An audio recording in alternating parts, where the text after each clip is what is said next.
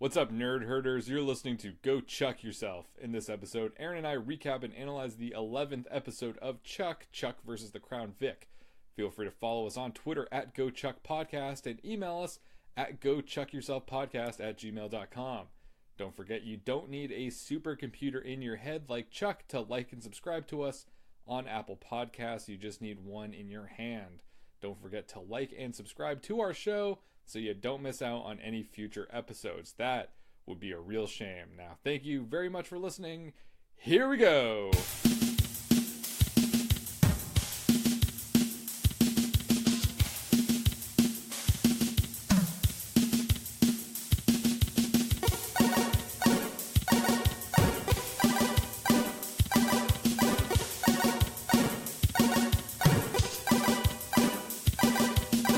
Here we are, Go Chuck Yourself. Welcome to all of our listeners. Take a load off, pour yourself a beverage. I know I am. Oh my god, Chris, that's a surprise. I was inspired by this week's episode where there are beverages involved of the adult variety, so I thought that... Are there? Did we watch the same episode? I hope so. Otherwise, this is about to get really awkward. Did you watch Chuck versus the Crown Vic? Yes, that's alright. When were they drinking adult beverages? The eggnog. Jeff was drinking the entire time. He was drinking eggnog. Yeah. I am not drinking eggnog. This is just beer. But, yeah, thought I'd keep the spirit of the episode alive. I always feel so guilty. I always look at my bottle of wine before the episode and I think, I could be drinking this. And then I think, no, I need to maintain the integrity. Chris would be so disappointed. He just whips out a beer. Do you want to go get some wine? Yeah, I kind of do, actually. All right, well, I mean, I'll pause, and that's fine. We can edit it so it will appear like you just magically got wine. I'm going to do it. Hold on. All right, cool.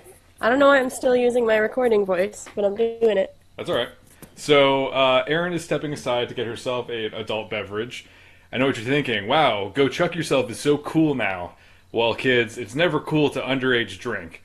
You may be getting a lot of peer pressure from your friends. Drinking's cool. Well, guess what?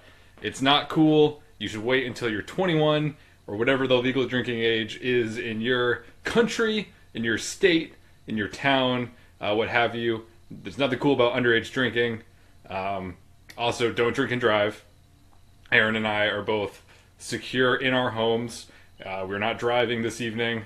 I don't drive at all because I live in New York. But other than that, if you drink soda, you can pour yourself a soda. If you drink beer, pour yourself a beer. Unless you're driving and listening to this, in which case, do not pour yourself a beer. I do not condone that. And me telling you to drink beer through the podcast will not hold up in a court of law. I think Erin is returning. I have. I've acquired wine. Erin has acquired wine. Here we go. Woo! Well, were you talking about courts of law? Don't worry about it. I was just thinking that a lot of times, I listen to podcasts and the hosts are laid back and they're drinking and I think it's so cool. So I was thinking that, we need to kind of chill out a little bit because we talk about serious stuff. We do. We have fun, but we also talk about, we talked about a lot about sexual politics. That's true. We talk about, I guess, we psychoanalyze sometimes the characters. Yeah, and ourselves. There's violence. And ourselves, yeah. Yeah, violence in the show. Yeah. I don't know if this is what you were saying, but I did see a movie over the weekend where they said that if you are under the influence of anything when a judge is delivering a verdict or when you are in court and you are acknowledging your understanding of a sentence, you can't do so when you're under the influence of anything. So I don't know if that applies to us as podcast hosts, but if we are under the influence, everyone's got to take what we say with a grain of salt, I guess. That's right. It's not legal. It's not legally binding. It's not going to hold up. It is canon for Go Chuck Yourself. Yes. But it may not be legally binding. Yes. Yeah. So pretty excited to be drinking. Look, folks, I'm not going to sugarcoat it. Daddy's had a day. Please don't ever refer to yourself that way again. Oh, Look, dear. folks, Papa's had a day.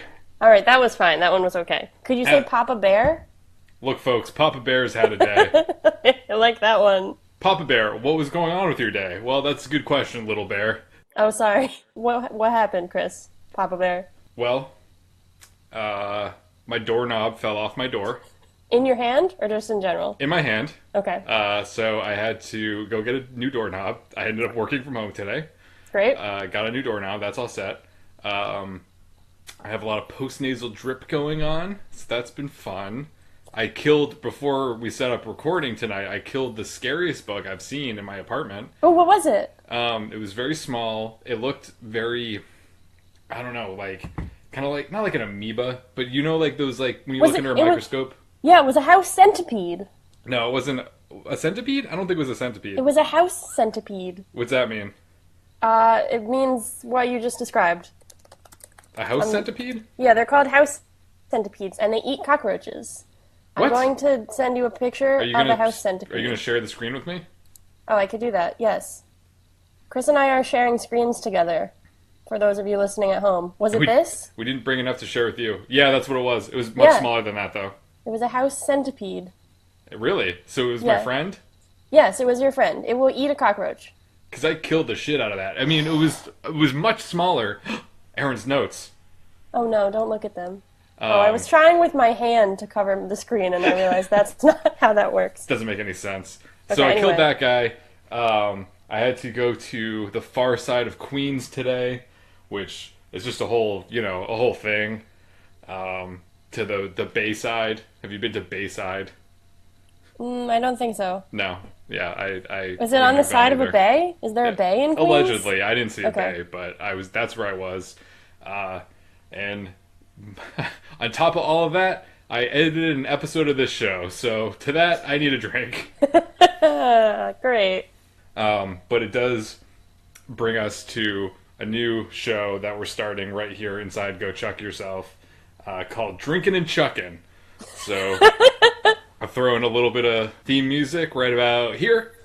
That's good. You're listening to Drinkin' and Chuckin', the only drinking podcast inside of Go Chuck Yourself. Take a load off. It's been a long day on the trail, partner. We're here sitting around the campfire, trading tales of the Old West. We're drinking and we're chucking. I don't even know what to say. What are you drinking and chucking over there, little lady? I didn't like that either. I didn't really care for little lady. You could say no. There's no good way of doing this. I want to be clear to everyone listening at home that while Chris started doing that, I hadn't been drinking up to that point, but I steadily moved backwards on my bed so that I could reach the wine. Just grab the whole bottle. Just that's what I'm drinking. But it looks like a hamster drinking out of a little hamster water bottle, like the ones that they have in their cage that are fixed to the wall. Yes, that is exactly what it looks like. I have some Apothic Dark, Chris. Oh, classic Erin. Yeah, that's my choice. It's $8.99 at Target. So if Apothic or Target would like to sponsor us, I got you covered. That'd be great. I'm a patron, just a lot. And that's all we got for drinking and chucking right now. Tune in next week here and Go Chuck Yourself for another episode of Drinking and Chucking. Do you know who you sound like, actually? You wouldn't know this because you haven't seen it, but you sound just like Bradley Cooper in A Star is Born. Really? Yeah. Well, not now, but when you were doing the voice. When I'm singing? Do you want to sing? I'm singing a song. No, now you sound like Pearl Jam. You don't. That's not. All right, we're gonna stop now. We're gonna stop the show. That's all we got tonight. Let's just wrap it up. Let's call it a day. Oh beer, oh beer, oh beer. I look forward to drinking more beer in the second part of the show, which is coming up right after this. Don't go anywhere.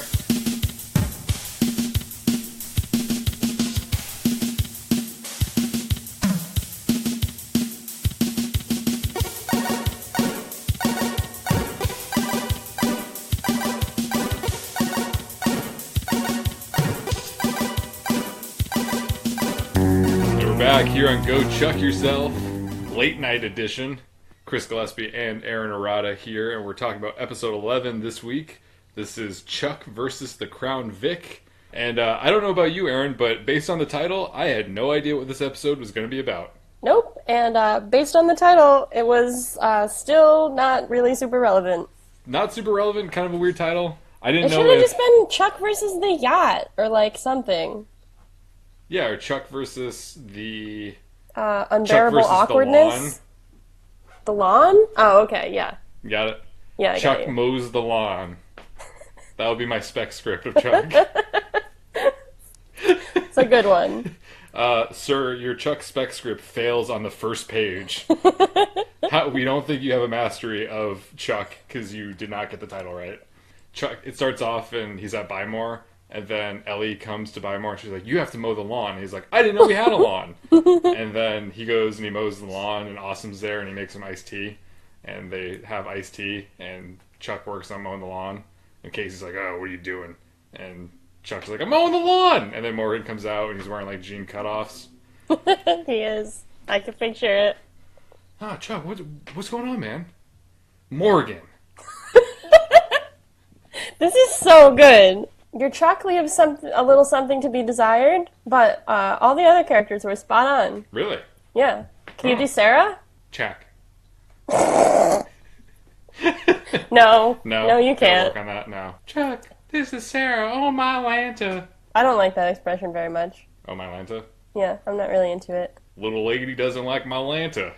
So I'm just going to go into my notes now. I made a note that is surprisingly no longer relevant because I made a note to disclose to you, in the interest of full disclosure, that I watched this episode after drinking a glass of wine. Really? But, yeah, but that's apparently we're playing it fast and loose now. I do also want to note, though, that I watched this episode after watching the film It's Complicated, so I was feeling pretty festive, if you know what I mean. And appropriately, this is the Christmas episode. Is It's Complicated a holiday movie? No, it's definitely not. The Holiday would be a holiday movie, and that is also directed by Nancy Meyers. But It's Complicated has, I believe, no references to Christmas. I believe it takes place in the springtime. So why were you feeling festive? Because I was drunk and watched It's Complicated. It's Complicated, the subtitle of last week's episode of Chuck. Yes. Based Well, on how that's many what times inspired I said me. Chuck. Right. Yeah. Because I kept thinking about It's Complicated, and then I saw it was on HBO, and I was like, yes, I was ready. Hey, was it complicated? It was pretty complicated, actually. Yeah. Yeah. Because you see Meryl and, Alec, what are they going to do, Go beat the shit out of some guy on the street? Meryl wouldn't do that, I don't think. No, I don't think so. Yeah. But So, if she I mean, did, she'd really embody it 100%, and she would lose herself in that role, and you'd She be like, would. wow, she beat the shit out of that guy. Yeah, it would be amazing. It would be a sight to see. Maybe 2019 is the year that Meryl embodies the beating the shit out of someone on the street role. We'll We see. cross our fingers. Yep. I wanted to point out that this is the holiday episode of Chuck, but it's not the holiday episode of Go Chuck Yourself, because we are working harder than the crew of Chuck, and we will be that's producing true. episodes well into December. We're not tapping out at the beginning of December.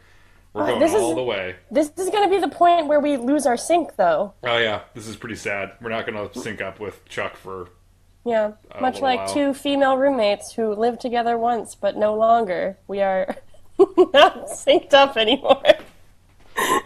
That's your payback for diddling. That was a very Mr. Peanut Butter-esque joke for you to make. I'm glad. So this episode description describes Chuck as still licking his wounds after finding out about Sarah and Bryce. And it was really appropriate because something I've always thought about Chuck is that there's not enough licking going on. So I'm really glad that this episode description had me covered. Go lick yourself. Go lick yourself. There it is. You know what? Right away, this episode had me hooked. Do you know what was different about the beginning of this episode? It started not with like a spy thing going on. It just started with Pimp Juice by Nelly. Is that what had you hooked? Yes, I think that was... I couldn't put my finger on it, but I was hooked by the pimp juice. Yeah. So all the Buy More employees are throwing down money, and we come to learn that they're all playing dreidel together. We learn that Lester is Jewish, and he also cheats at dreidel by lying about what the sides of the dreidel mean so he can take everyone's money. And all of this happens while Pimp Juice is playing. So it was wonderful. It was really good. I like that Chuck begins with like some kind of spy stuff like in media res, but I also loved how this episode started. I was very happy. Yeah, we're getting back into a little bit of quirky Chuck zone with this Yeah. episode. It's a little bit lighter. Yep. We move on to Chuck staring longingly at the Wienerlicious, and I think to myself, aren't we all, Chuck? Casey shows up, and he points out that Sarah's car isn't parked in her usual spot, and Chuck is clearly wondering whether Sarah left with Bryce, because that was the cliffhanger we ended with in the last episode. Mm-hmm. Every time Morgan comes on screen, I think to myself, what fresh hell are we in for now? But come on screen he does. He comes up to Chuck, and he starts off strong with, she's a liar. Chuck asks who, and Morgan says, all women.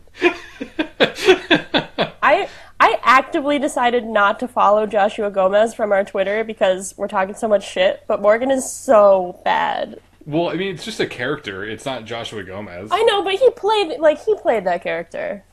Yeah, but it's just the writing. It's I know, they wrote the character. What if he's proud of his work and we're just saying how what if Morgan is so bad because he pulled a Meryl and lost himself in the role? What if he really brought some of himself to Morgan and he just feels sad that we don't like him? Well, once again, we don't dislike Joshua Gomez. We just don't like Morgan. And I think if you're a performer, you can separate your character from yourself, and you wouldn't take offense to if we are reacting negatively to the character. Doesn't mean we're reacting negatively to the person. All right, well, I will follow him on Twitter, and he will never listen to this, and we will never know how he feels. Sure, sounds good. Great. Morgan was apparently hiding in the bushes at Anna's house for some kind of reason, because of trust and all the good things that go into a relationship, and he saw her get into a car and go out with someone, so he thinks that she must be cheating on him.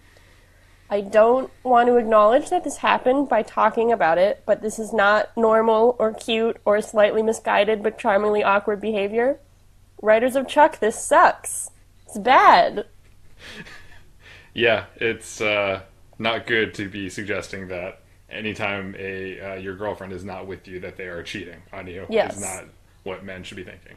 Yeah, and also I don't know why he was in the bushes at all. I don't know why he was there. Because he's a creep, that's what he does. I know, but why wasn't he in Chuck's bushes, actually? That's where he should be. That's where he usually is. That's where I usually am. Aren't we all?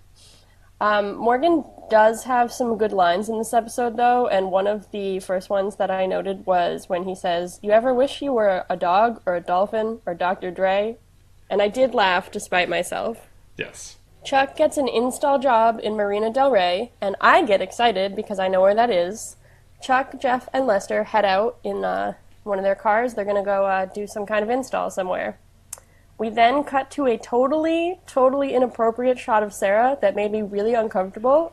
She's lying in bed, and maybe I was just looking at it weird, but she's in bed, and the way it's cut is it's not really focusing on what's happening. You just see shots of her skin and some red fabric, and that she's lying sexily down. And I think what they were trying to go for was that maybe she's with Bryce and she's wearing lingerie and they're tangled up in bed together, but then you see that it's just her and she's kind of lying spread-eagled across her bed, and it's I don't know, her hair's a mess and it's just she's really tired.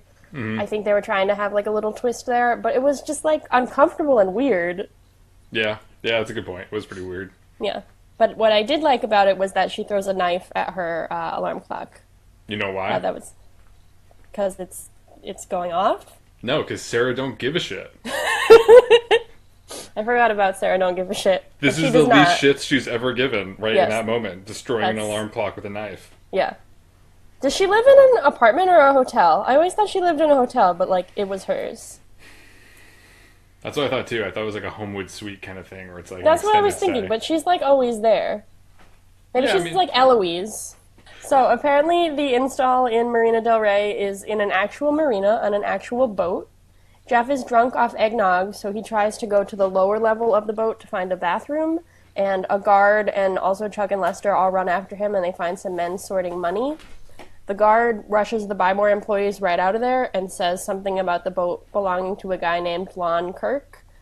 Apparently, though, the guard isn't really that concerned about the Buy More people seeing other shady things, because he then hands a bunch of $100 bills to these random girls in bikinis that show up. One of the bills falls on the ground and Chuck flashes on it, and he's back to being a dumbass about the intersect because he says very loudly, "They're fake." I laughed at this line because Chuck says they're fake in reference to the fake dollar bills, but Jeff thinks he's talking about the woman's breast, which is what Jeff is looking at, and Jeff says, who cares? So is Cool Whip. And it's a very fast jump cut, and I thought it was funny. Is Cool Whip fake? Joke. What is Cool Whip? What is fake. it? Oh god. Okay. I don't know. It's something. Gotta clean out my fridge. It's just all Cool Whip in there. It's like when you have an episode of MTV Cribs and it's like all like the same like drink that they have. I'm just Cool Whip. That's my fridge. That'd be awesome. Yeah, it would be You really never cool. have too much Cool Whip. I know. Casey and Chuck have a meeting with Beckman. Beckman asks where Sarah is, and we get a repeat or a throwback back to one of our favorite lines where Chuck makes reference to Sarah having a spastic colon. So that was nice. Always good to see the spastic colon again. I didn't Always think that good. would come back. They must have really liked that line. Yeah, I really liked it too. Sarah does eventually show up, and Chuck gets surprised, but he's happy to have her back on the team. The team gets assigned to a charity event hosted by our friend Lon Kirk, who owns that boat. Casey kind of unnecessarily asks Beckman whether Sarah and Chuck will be attending this event as a couple. I feel like he's kind of deliberately causing trouble, or he's like trying to suss out their feelings for each other. You know, classic Casey. Being all mischievous. Yep. We see Sarah being pretty cold to Chuck, and I was really into this. Like, I'm into their relationship, and I like want it to happen, but I was also really into her like being cold to him, especially considering his behavior later in the episode. Sarah doesn't give a shit. That time you said doesn't, and Sorry. I believe that you established it was don't. Sarah don't give a shit. Thank you for that. We see a passing of the torch in this episode because we see some very, very weak Christmas decorations in Chuck's apartment complex, but later we see the Bymore, and those halls are decked. It is crazy. It is incredible. I love it. I appreciated that they had Christmas music playing at the Bymore, like any Yes. kind of retail establishment does after, I guess, October 31st at this point, because why not? But they also, I thought this was a really nice touch, is that they have A Year Without a Santa Claus playing on all the TVs in the very Bymore. sweet. And I thought that was really interesting, because I didn't know that was significant to other people, but that's obviously one of my favorite Christmas movies. Not obviously, it's one of my favorite Christmas movies. That's what I was going to ask. I would like to point out that it is November 14th right now as of our recording, and my apartment is decorated for Christmas. Oh my god. I'm sorry I ruined the continuity. You ruined the continuity, and you also ruined my faith in you. Well, I didn't do it, but I did. I do enjoy it. So we cut to a scene where Morgan is hanging out alone in the home theater room. Anna comes in and is acting totally normal, and Morgan accuses her of cheating. She says she was actually out with her parents, who usually live in Taiwan, but they're in town for a charity thing, which we as the audience know must be the thing Sarah and Chuck are going to, but Morgan obviously doesn't know that. Morgan demands to meet Anna's parents. So that'll surely go off without a hitch. He does have another slightly good line here, where he says, "I think I'm going to be nauseous." And again, I laughed in spite of myself. At Morgan. Well, I guess with Morgan in that case. Oh. Yeah. I mean, it's dumb, but it was kind of funny because, you know, it's not something people usually say. This is followed in the next scene by an absolutely wild line from Casey. He and Chuck are talking about Sarah, and Casey says that Chuck needs to focus, and he says, and I quote, "We both know the intersect needs as much room up there as it can get." So do we know that, Casey? Is that how the intersect works? Does what Chuck is thinking about affect it at all? It needs as much space as it can get. Maybe Casey probably took the psychology and symbolism course, so he probably knows what he's talking about. Right, and obviously the science of the intersect is so obvious that we don't need to get into it right now. Yeah, we don't need to worry about it. Morgan regrets wanting to meet Anna's parents, but it's marginally better than I expected because it's just that he's insecure about himself and them liking him, not that he's trying to be like a macho man who doesn't want to meet like a woman's parents because he doesn't want to commit to her. I thought we were heading in that direction, and I don't know, I mean, it's kind of like Stockholm Syndrome. I was like, if this is happening, I'm glad it's not the worst case scenario. Jeff and Lester tell him he can't be himself and encourage him to take it up a notch. That's a nice way of putting it. Well, what did they say? Lester said that there are 6 billion people on the planet and Morgan should choose any other person to be I like that besides line. himself. It was good. I agreed. It was very mean. Yeah, absolutely. Yeah. Morgan should do better. Chuck and Sarah go to the charity event, which seems to be a kind of like gambling casino Royale event. Is Casino Royale set in a casino? I haven't seen it. You got it. All right.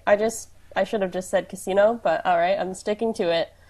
Sarah tells Chuck that the CIA has given them 100 to gamble with, which I was excited about. Like, $100 sounds like a lot to me to gamble with, so like as Chuck does, I reacted positively to that. I did have a question here though, because we know that Chuck, his secret identity is Charles Carmichael, but Sarah's is still just Sarah Walker. And, like, she is employed under that name. She does, like, live with people and do things under that name. So I feel like she should be using a different name when she's, like, a spy. Yeah, that's a really good point. Yeah. Never comes up. Someone could easily show up at the Wienerlicious. Like, she's probably, it's registered to her. Or maybe it's registered to Scooter. Who knows? She might have signed the title over to Scooter. There's another reference when Chuck sits down at a gambling table and he says, "This is my favorite game aside from Call of Duty." I don't know if you picked up on that, but I did think of you. The old Call of Duty coming back. I saw a poster in the Buy More today as well, and now Chuck is mentioning it. Yeah. I really want to go play Call of Duty 2 Modern Warfare. I see a lot of Call of Duty buses in LA. Like, they're like, the bus is like ad wrapped. And it's really big, like it's bus size. So I always look at that and I'm like, Call of Duty. Just those like games make so much money. I don't know anyone that plays them because I don't really know people, but they make a ton of money. So much money that they can afford to crank one out every year and people will buy them. They're like on Call of Duty, like, I don't know, like 600 at this point. I don't it's even like know. The Land Before Time. Kind of, yeah. Oh, that would be a good crossover. Land Before Duty. Or Call of Time. We'll workshop those, but would it be the dinosaurs shooting people, or would it be people shooting the dinosaurs? No, don't do that. Yeah, I think so. The dinosaurs have to shoot people. Well, maybe, yeah, no, I guess somebody would have to be shooting dinosaurs. Maybe they're just, like, in the world, and then, like, Littlefoot shows up. It's kind of like Kingdom Hearts. Okay. Okay. All right. So, you have, like, Littlefoot and Ducky and Spike and all our friends... And they, like, help... Who's the main character of Call of Duty? Is there a main character? I know Kevin Spacey was in it at some point, but... Steve Duty. I have a feeling that Kevin Spacey isn't going to be in it anymore. No, I would think that as well. Steve Duty is the main character of Call of Duty. Yeah. I'm glad you picked up on that, Chris. Steve Duty, yep. And it's Steve just Duty, the trials and tribulations of Steve Duty. Yeah. We finally meet the owner of the yacht, Lon Kirk, who looks like Hugh Jackman in the upcoming film that I saw a trailer for, The Front Runner, who I guess he looks like a real figure from American history, but let's just say he looks like Hugh Jackman. Mm-hmm. He makes a comment as they are playing, "I always bet on red because it reminds me of all the pain and suffering in the world." Chuck has his masculinity threatened here because Sarah is pretending to flirt with Kirk, so Chuck bets all his chips on black. He finds out that the CIA actually gave him $100,000, and he immediately loses it. I thought that Lon Kirk looked more like if you took Mick Jagger and you dressed him up like Chuck. He was not, like, unattractive. Really? He was fine. I mean, he was a little old to have that haircut, but, you know. So you're not interested in Mick Jagger? I would say that I kick men to the curb unless they look like Mick Jagger. I'll drink to that. That's how I feel about this episode. Since Chuck blew all their money, Sarah goes off on her own and flirts with Kirk, which prompts him to invite her back to his yacht.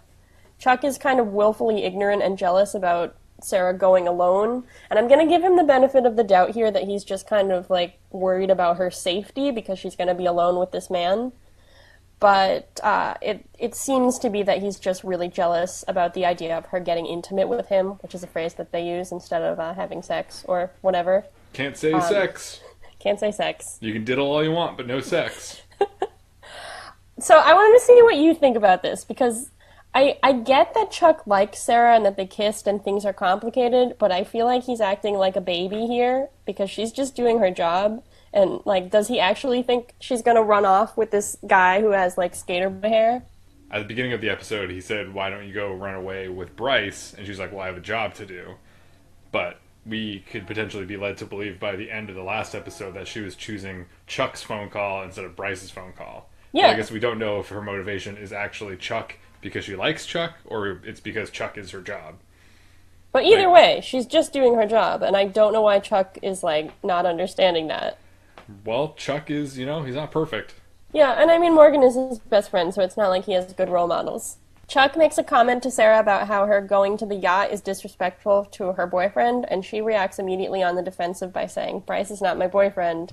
And Chuck says, I meant Carmichael, which did bring up a good point because, like, what does Kirk think? That she's just an adulteress, that she just, like, went off after him? I think once you hit a certain tax bracket, you don't really care about other people's relationships, so you just kind of assume that you can do whatever you want.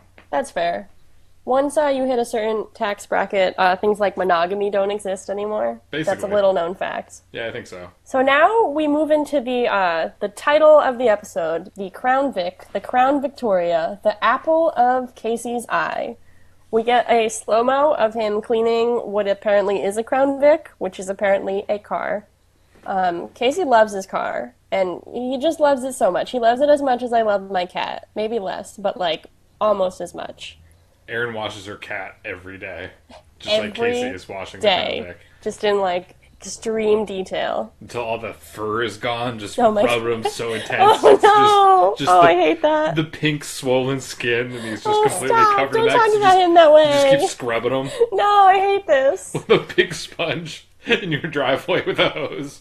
Okay, yep, that's what I do.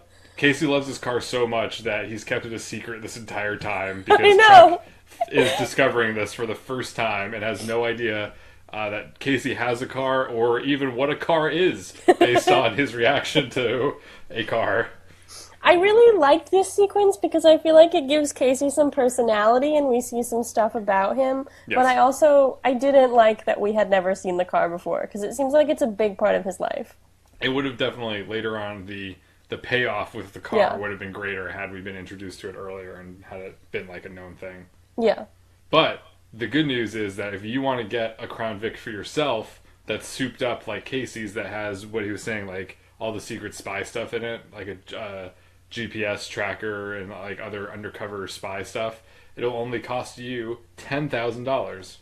Oh, that's not really that bad. Because he says, with all the money that you blew the other night, I could have bought 10 of these. So that's $100,000 buying 10 Crown Vics, which means each souped up Crown Vic costs $10,000. Okay, that's not really that bad. It's way too cheap. I don't know why no one got that. I actually do like the scene. Again, we're going to have a scene of Morgan that I enjoyed and felt bad about enjoying. But I did really like the scene where he shows up to the lunch with Anna's parents and he rides up on his bike and then he gives it to the valet and he like tips the guy in quarters and he's wearing like a suit jacket and shorts. I really enjoyed that. You're getting hypnotized by Morgan. I gotta know. pull you out. You're falling for it. Please pull me out. The rest of the lunch goes about as well as you would expect. Morgan makes a really racist comment that I'm not going to say, but he does say one, so I'm just going to throw out there that he's bad. He's real bad. He looks out the window, and he sees Sarah on one of the yachts in the harbor, only she's wearing sunglasses and could literally be anyone, and I wasn't even sure it was Sarah, so I don't know how Morgan is so sure. But he asks to be excused, and he stands up, and he stays right next to the table, so I don't know why he even bothered, but he calls Chuck, and apparently Morgan has also infected Chuck, because Chuck runs away from his job, as always, and he shows up at the stakeout. Surprise, surprise, there's like a whole team there backing Sarah up, so his concern was not warranted at all, other than that he's jealous. He sees Sarah about to go below deck with Kirk, and he flashes on a crate that one of the guards on the yacht is carrying. He tells Casey that the crate has, they keep saying plates. I think it's, to make fake money. Is that how you understood that? Yeah. Casey calls this in, but when they go on the boat, it's just medicine inside the crates. So Chuck has really messed up somehow. I don't really know why. Because with the medicine, Lon wasn't doing anything illegal. But they were I know, accusing but him of doing something illegal. Where were the plates? I don't know. I thought that I think they floated the idea that they were trick boxes, but I don't think they ever explained where the plates actually were. Yeah, that was kind of unclear. But he flashes, he does correctly flash, but the plates just weren't in those boxes. So the next scene, Sarah shows up at Chuck's house, and she implies that he might have faked the flash to prevent her from going below deck with Kirk, getting intimate. Chuck is upset about this, and they have a shouting match where she says that things have been weird between them ever since the incident. She's referring, of course, to the time that they kissed. She says, "It happened. What's done is done. Can we not talk about it, please?" And Chuck asks if she just kissed him because she thought they were about to die and he was in close proximity to her, or because it was about him.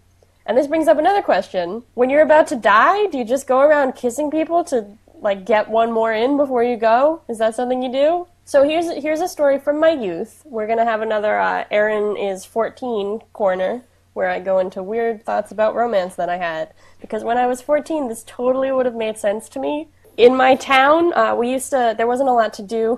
Why are you doing this? For everyone listening at home, Chris seems to be chugging his beer. Is that chugging what you were just doing? He kind of tipped it, like he was calling me like a hamster with a water bottle before. He really, he did that. It was very distracting. I'm trying to tell a story about my youth. We used to go walking in my town because there wasn't a lot else to do. And there was a very spooky house that we used to walk by. And when I was around 13 or 14, we stopped being segregated by gender. Just got real concerned for a second. Okay, continue. We stopped thinking that boys had cooties, so we started hanging out with boys. And when I was around 13 or 14, I got the thought into my head that A, if I walked by the spooky house, I was probably going to die.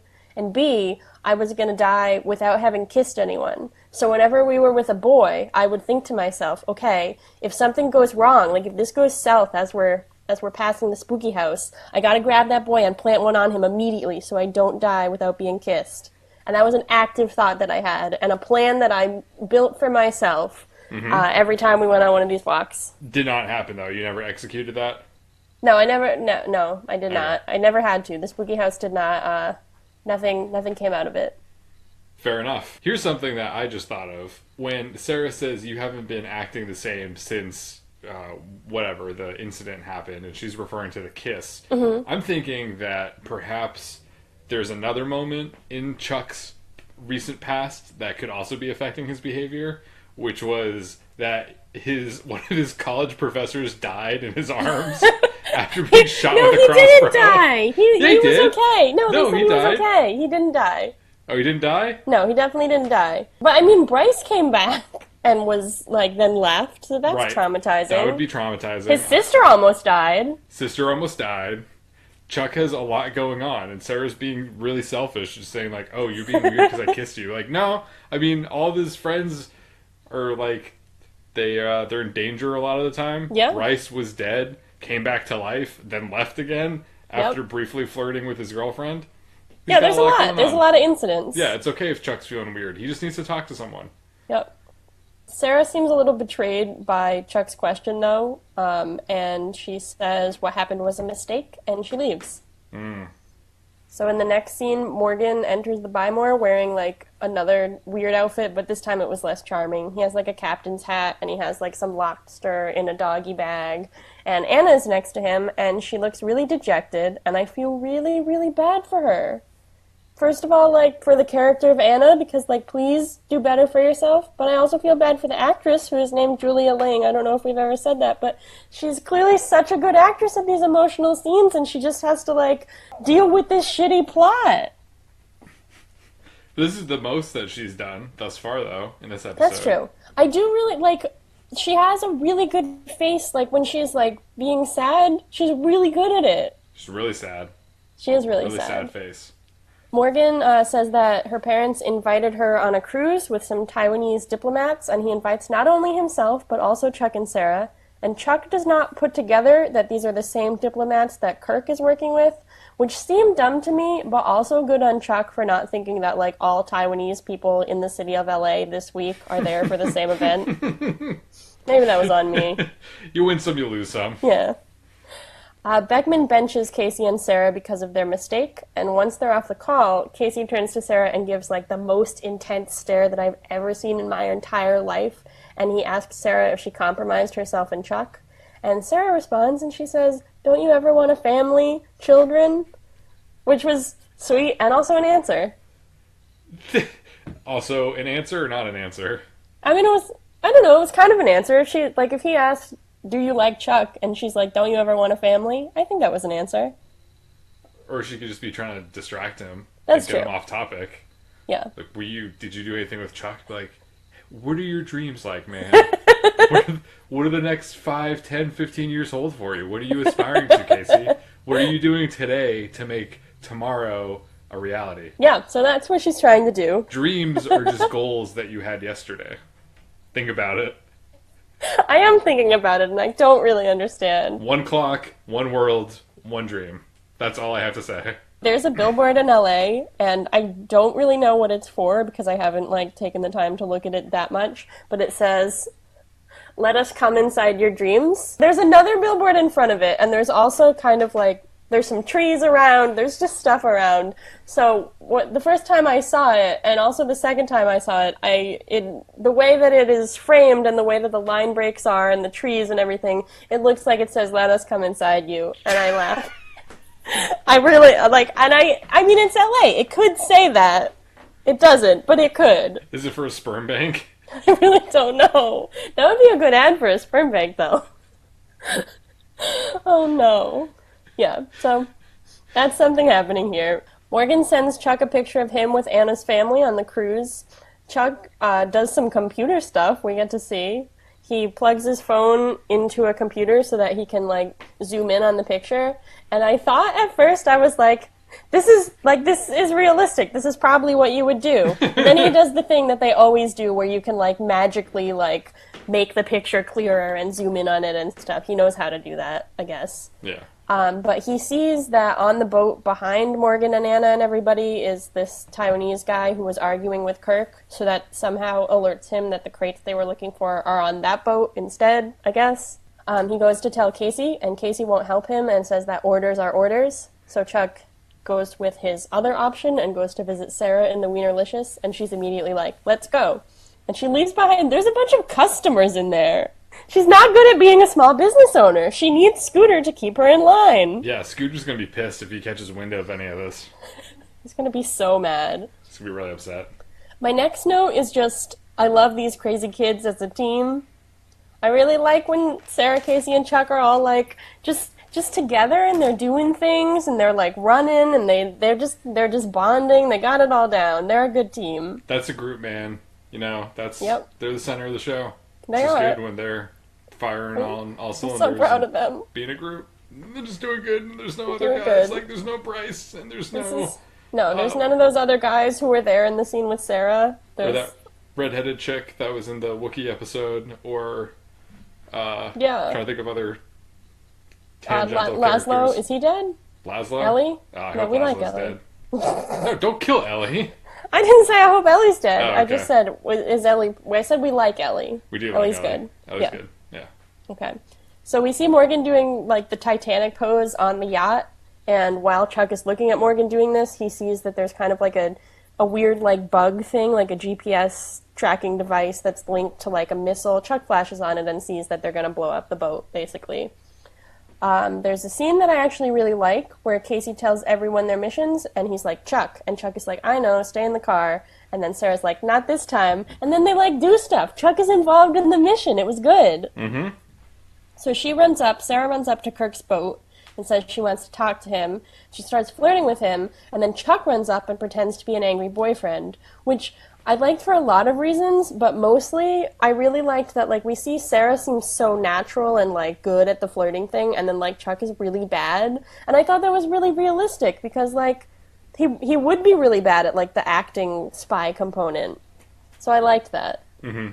Meanwhile, while this is all going on, Casey sneaks onto the boat and he starts, like, silently taking out the guards, and everything goes pretty well until Kirk hears a splash, and then everybody draws their guns and everybody kind of starts fighting. Chuck is the only one who sees where Kirk runs, so he goes after him, and Kirk has, like, the missile launcher, like, in his hands, and he's pointing it at Chuck, and then he shoots it, like, right between Chuck's legs. It cannot be understated how close Chuck was to getting destroyed by a rocket. Could have been the end of the show right there. Could have. It would have been very disturbing. Kirk passes out after this. Mm-hmm. Was it, like, the power of the launcher, or does Chuck do something? Why was he passed out?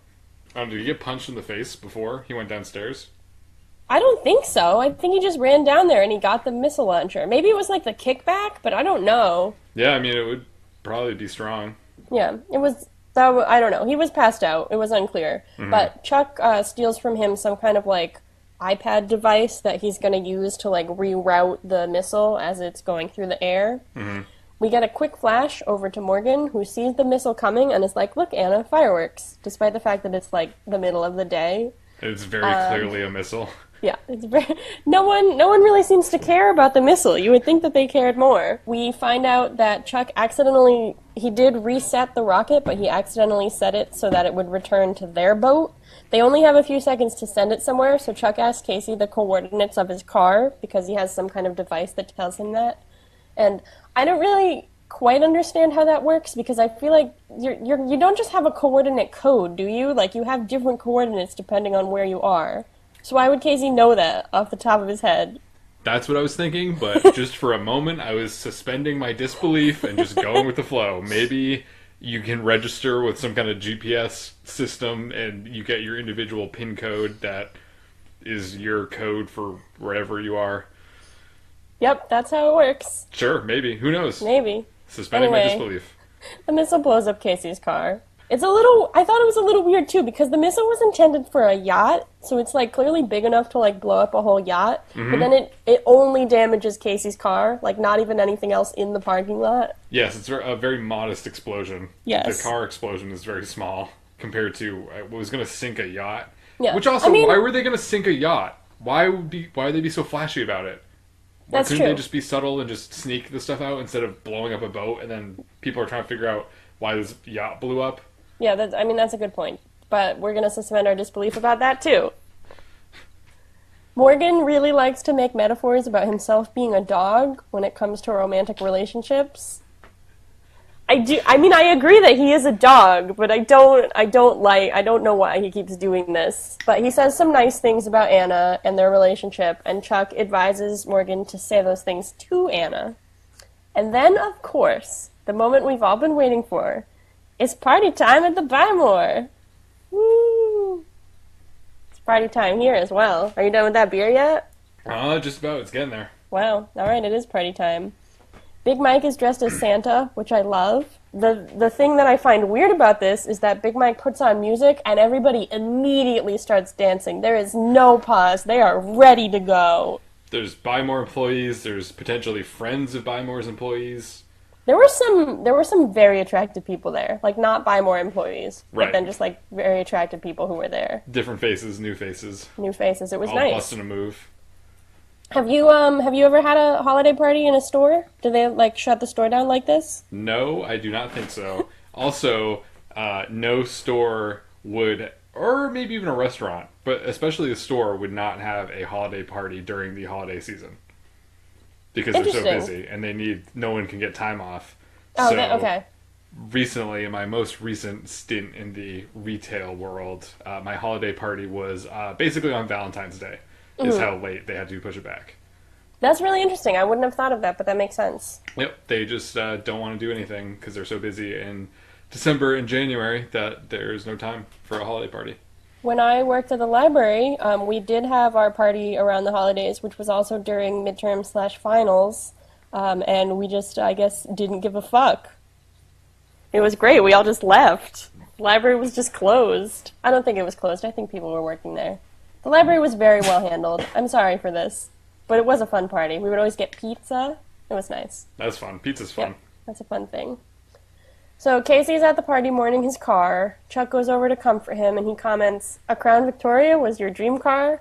Which seemed really funny, but I don't know anything about cars, so it was kind of lost on me. Yeah, maybe it's a car joke. But Yeah, it's a also, car joke. like I said, Casey just spend another $10,000 and get another one. Hell, I'm sure he has if that. you have $20,000, Yeah, you could get get two of two. them. Yeah, one for every occasion. Sure. One for weekdays, one for weekends. Yeah, one for the summer and one for the winter. Yeah. You know. Well, I guess he lives in LA, so. But even so, you could still have different seasons. It's fine. Sure. Yeah, why not? Chuck asks if there's anything he can do, and Casey says, "You could buy me a new car," which Which, Chuck once might have again, Chuck $10,000, could yeah. potentially do. Maybe if yeah, he started he saving probably his has pennies. savings. Yeah, of course. Yeah, It's not- he's been not too living hard. with Ellie. Does he pay Yeah. rent with Ellie? Maybe. Maybe. I mean, I think he would because he has his own room. Yeah. I don't know. We'll have to study that in future episodes. Meanwhile, we see Morgan go to talk to Anna. He apologizes for, like, being a dumbass. And then she apologizes, and she says that the reason she's been acting weird is because she's embarrassed of herself around her parents, and not because she's embarrassed of Morgan. Which I thought was would kind of be sweet in something where, like, she shouldn't be embarrassed of Morgan, but she should be, like, absolutely. And also, an easy way of dealing with the fact that she doesn't want him to meet her parents would be they have any form of communication that he accepts, and then he doesn't demand to meet her parents. Like, that's easy to solve. Then she has a line where she says, "Not everything's changed, Morgan."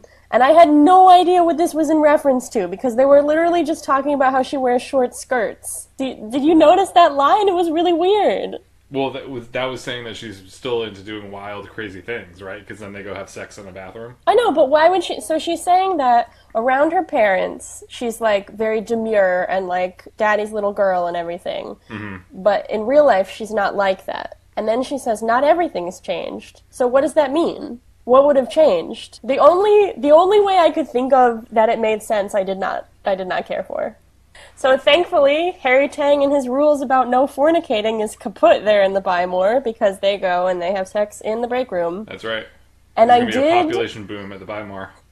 I did see when I was looking up this episode that one of the plots of the webisodes that we maybe talked about in one of our earlier episodes is that Big Mike comes and tells Morgan and Anna to stop having sex in the break room. Oh. So that's pretty saucy. Maybe they can say sex in that.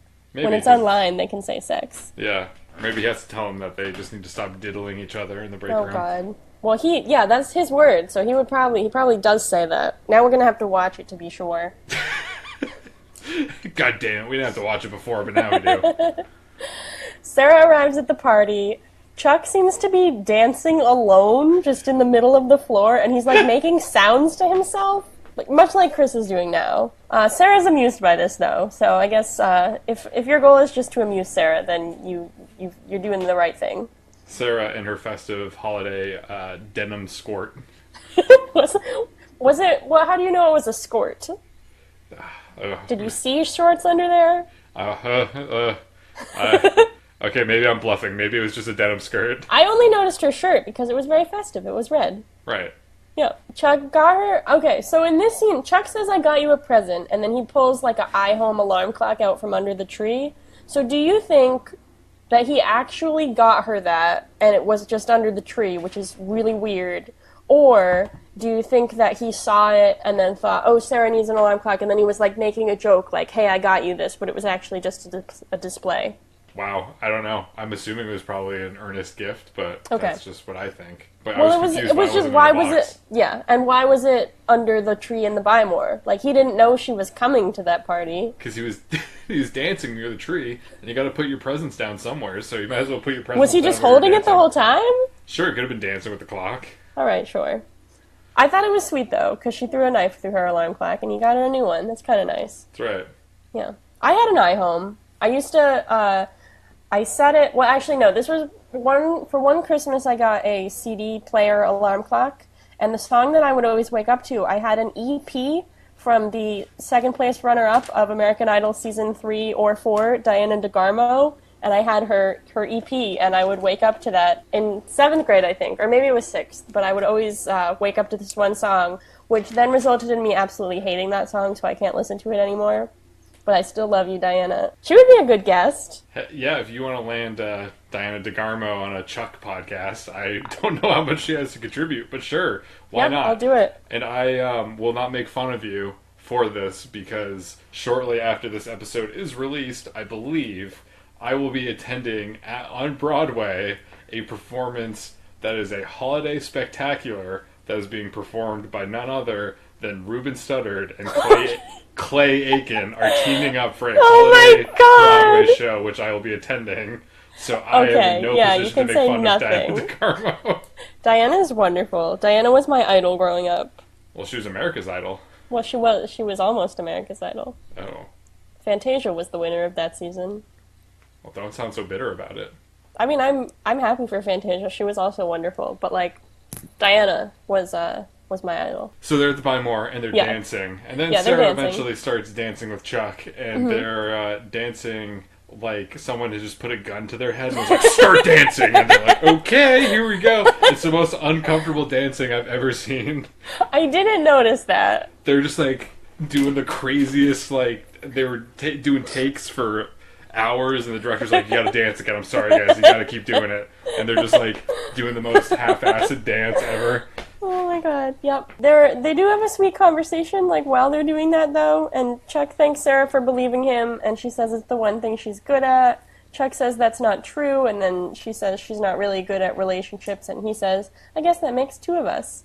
And he looks like he's about to cry in this scene. His eyes are shimmering, like, it was amazing. They shake hands and decide to be friends, and right around then, Jeff shows up and he holds mistletoe above them, and I thought to myself, like, are they gonna kiss? Are they gonna do it? But they decide just to dance some more, so they up their moves a little bit. In a fitting end to an episode before a Christmas break, Beckman calls, and she says the beta intersect that they've been working on is finished now. She's standing in another white intersect room, and the images on the screen seem to be Morgan, Jeff, Lester, possibly Irene Damova, and then, like, other people who are in Chuck's life.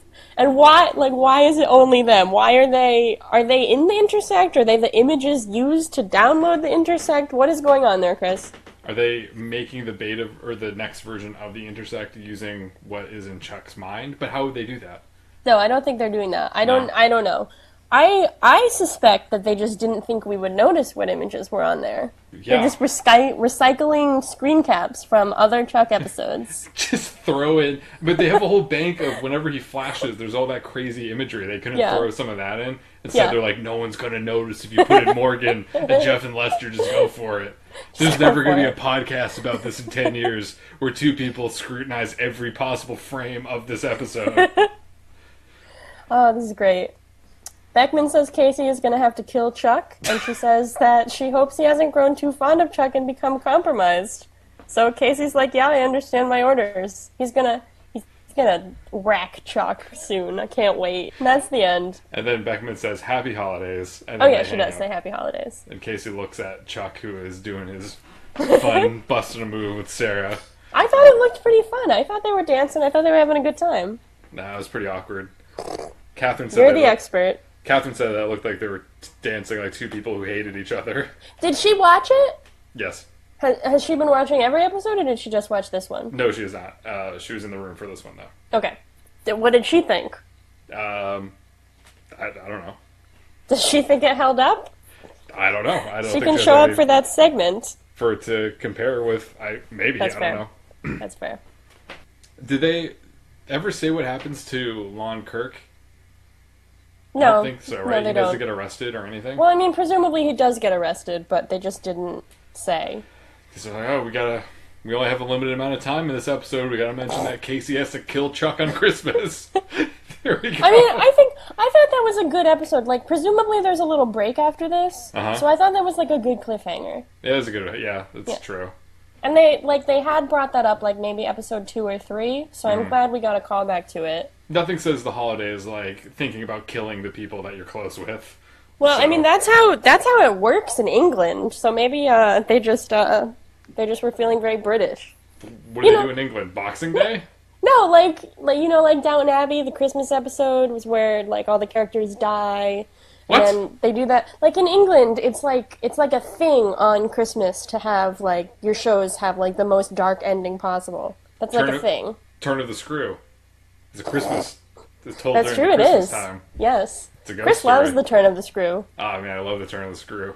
He has a lot of analysis of the turn of the screw. Spoiler alert: the tower's a penis. Anyhow, we're gonna take a quick break, and then we'll be right back with more. Go Chuck Yourself. The tower's a penis. Penis. Penis. Penis.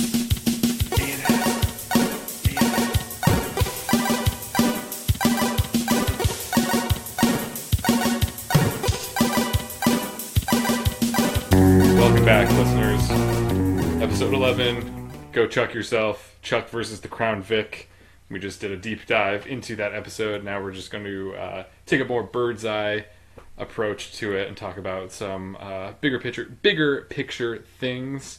Bigger picture? Are you still thinking about beer? Oh man, I wish I'm all out of beer. It's too Oh, bad. I it's a should have got shame. two, but it's I'm out fine. of wine too. Ah man, That's how you know the episode's coming to an end. yeah, it's true. Well, let's try to finish this before we get sober. Uh, the next segment is interesting information with Erin Rada. So this week's interesting information is going to be a little different, my friends. Uh-oh. I found out this week, very tragically, that Chris Dotson, the actor who plays our beloved Scooter, only appears in 2 episodes of Chuck, and there are 2 episodes we've already seen. So What? Scooter is no longer with us. What? He was only in Chuck versus the Wookiee and Chuck versus the Truth. He's gone. What? He does not appear on screen ever again in the show Chuck. They couldn't work him into any other episode? They could not. No, because apparently. the Wienerlicious plays a larger role down the road. Yep. But Nope. Scooter's gone. Scooter's I don't know. gone? Maybe they mention him, but he's not on screen anymore. you think So Sarah fired him? Ooh. Well, that's kind of what I wanted to talk about. I wanted to go through maybe our Scooter theories for what his future holds, and then Sure. maybe our favorite Scooter moments. Okay, yeah, that sounds like a really great way to do that. Yep. Do you want to go first? No, you can go first. All right, cool, thanks. So, Scooter theories for the future. Well, I think that perhaps, because he was working at the Wienerlicious for Sarah, but he was also Sarah's supervisor. So, as we've discussed at length in this show, I think at a certain point he probably realized that there was more to life than just the Wiener game. So he wanted to get out of the Wiener race, so to say. He probably decided to pursue a passion. Perhaps his passion was tap dancing. Oh, yeah, I And could see that. He was tired of doing the whole, like, am I Sarah's boss? Is she my employee? What's going on? I'm just going to put everything aside. I'm going to get back to my roots. I'm going to go back and rediscover my tap dancing dream. So Scooter went to Portland, Oregon, where the world's most famous tap dancing academy is housed. That is where that is. And he went and he just became the hardest working tap dancer in the entire Western coast. And he just really worked his ass off. And now he is going around doing professional tap dancing gigs across the country. Never has to work in a Wienerlicious again. And he's happily married and has 10 kids. Wow, I'm so happy for Scooter and your fantasy of Sure. him. Yeah, my Scooter fanfic. My thought would be that we established in a previous episode that Scooter might be a member of the Wienerlicious family, and that was why Sarah hired him. So I think maybe there's the Wienerliciouses might have some money. They might have some capital to work with. So I think that when there was some contention about whether Sarah would be remaining in Burbank, Scooter took that as an opportunity to really, follow, like you said, follow a passion. This is a reference for all you LA folks listening out there. There's scooters are very popular here, especially motorized scooters, and they are something that you can download an app and then use them to get around, and they're very popular on the streets of LA, at least on the streets where they are not outlawed. And my thought, because Scooter lives in LA, I think maybe in the year 2007 when this aired, he really started to work with some of his technologically advanced friends, and they came up with an idea of scooters to really capitalize on like the tech-driven market and like ride-sharing apps, and they really went for it. Scooters by Scooter. Scooters by Scooter. Yep. Scoot by Scoot. Scoot by Scoot. Or there's also the lesser-known theory that we could discuss that he was transformed into the Muppet Scooter. Oh yeah, that's also a possibility. We have to consider that as well. Favorite moments of Scooter? Yep. So I guess you can either pick the one time he was condescending to Sarah, or the other time he was condescending to Sarah. Ooh, I really like the first one, actually. Yeah, the first one's good. Yep. I like the second one though. He kind of we got to know Scooter a little bit more. Yeah. He introduced us to the Wienerliciouses. He, really was. Oh, it's the third time too where he was counting the money in the middle of the day. Yeah, that was going to be my favorite. I'd just like to take one quick moment to have a moment of silence as we reflect in a montage to the song Don't Look Back in Anger, but like in our brains, like just picture it in your head, on everything that Scooter has given us. So, Chris, take it away. So, usually you have me cut out all the blocks of awkward silence, or do you want me to cut out this one? Or do No, you you want gotta me to leave this one in. This is a Okay. moment of silence. This is different. Okay. Okay, we're good. Okay, cool.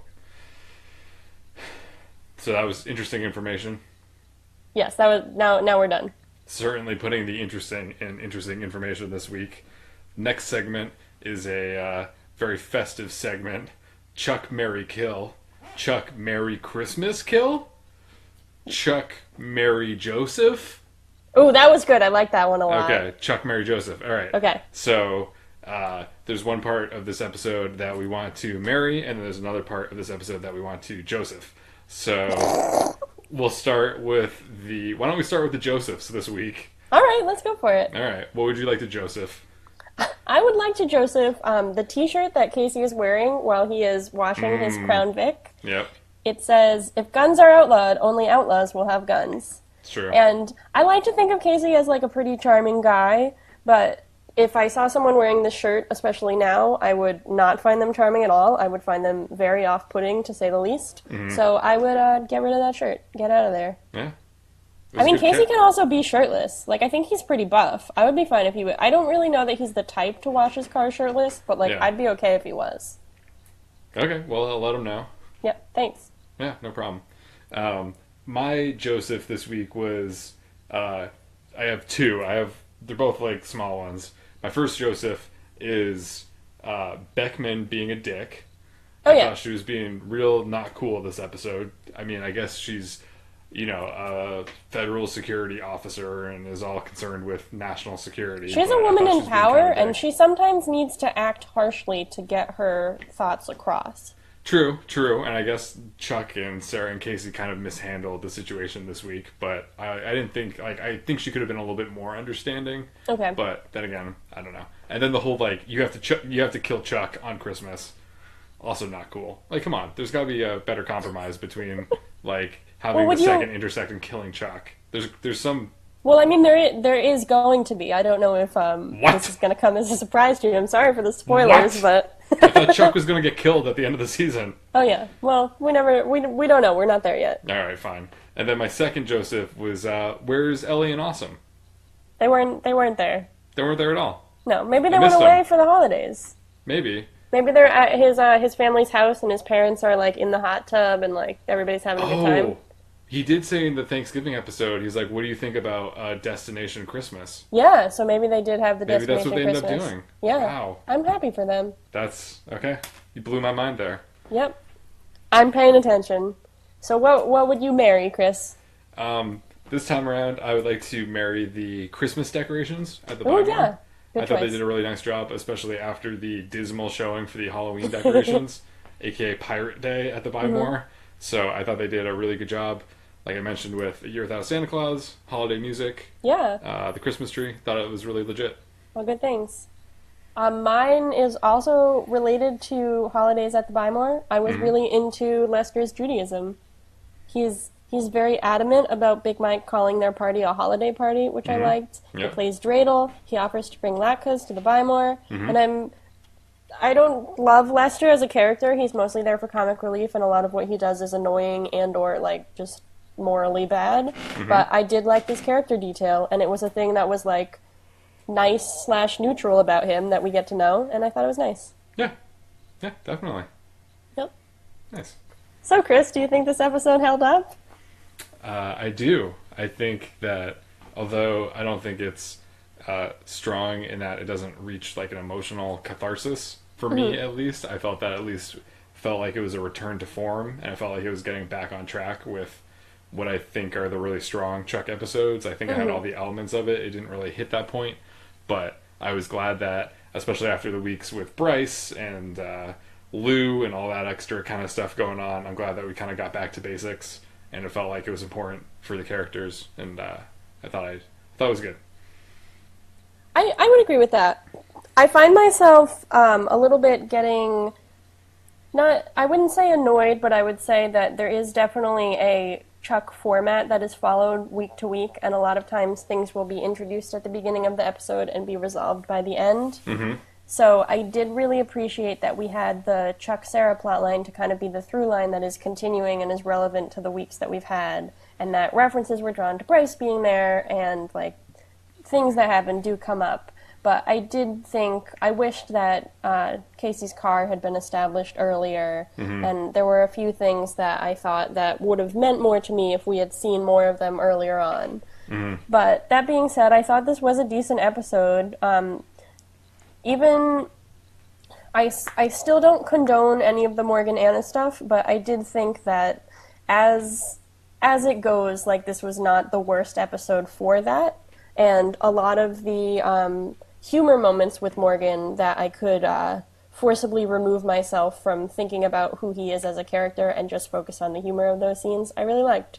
So I would say that as a filler holiday episode, I think it held up pretty well.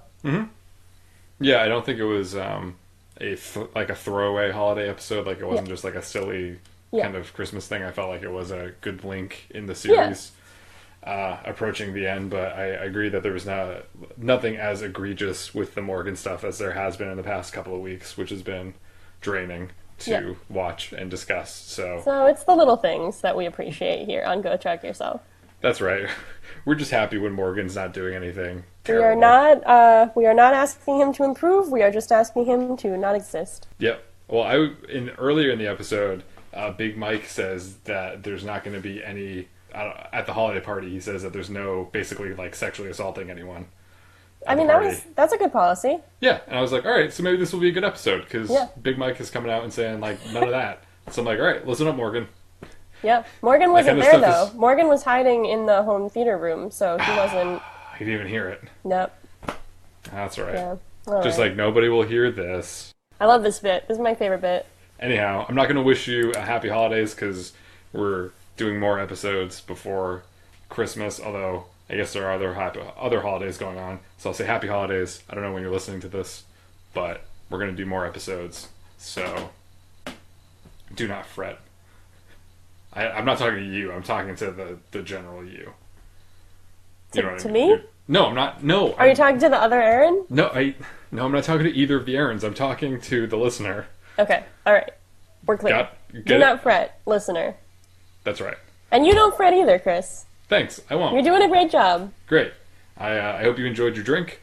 This has been another episode of Go Chuck Yourself. My name is Chris Gillespie, reminding you that anything is possible.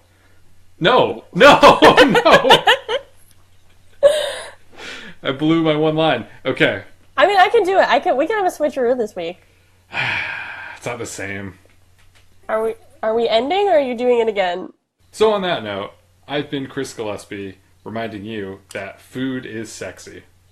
And I've been Erin Arata, telling you that anything is possible. That's right. That's how it always has been, and that's how it always will be. Have a good night. See you later. Bye. Bye. Oh, come on, ye faithful, joyful and trial. I thought you said this wasn't a...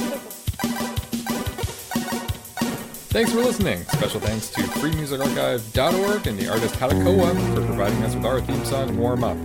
Make sure to email us at gochuckyourselfpodcast@gmail.com and tweet at us at gochuckpodcast. Remember to like and subscribe to our show on Apple Podcasts and write a review if that's something you need to do. We'll see you next week. Bye-bye.